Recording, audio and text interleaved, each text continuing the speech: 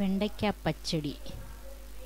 വെണ്ടയ്ക്ക കനം തീരെ കുറച്ച് വട്ടത്തിൽ അരിഞ്ഞത് 5, തൈര് 1 കപ്പ്, തേങ്ങാപ്പീര 2 ടേബിൾ സ്പൂൺ, ജീരകം 1 നുള്ള്, കൊച്ചുള്ളി തൊലി കളഞ്ഞത് 1 എണ്ണം, കടുക് 1 ടീസ്പൂൺ, എണ്ണ 2 ടേബിൾ സ്പൂൺ, ഉണക്കമുളക് 1 എണ്ണം, കറിവേപ്പില 1 തണ്ട്, ഉപ്പ് പാകത്തിന്.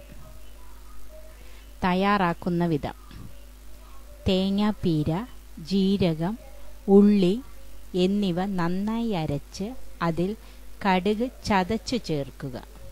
ചീനച്ചട്ടിയിൽ എണ്ണയൊഴിച്ച് വെണ്ടയ്ക്ക വറുത്ത് കോരി മാറ്റിവെക്കുക. ആ എണ്ണയിലേക്ക് ഉണക്കമുളകും കറിവേപ്പിലയും ഇട്ട ശേഷം തേങ്ങാപ്പീര, ജീരകം, ഉള്ളി, കടുക് എന്നിവ ചേർത്ത കൂട്ട് അതിലിട്ട് ചെറിയ ചൂടിൽ വഴറ്റി വാങ്ങി വയ്ക്കുക. ചൂടാറുമ്പോൾ അതിലേക്ക് തൈരും വെണ്ടയ്ക്ക വറുത്തതും ചേർത്ത് ഇളക്കി ഉപയോഗിക്കുക.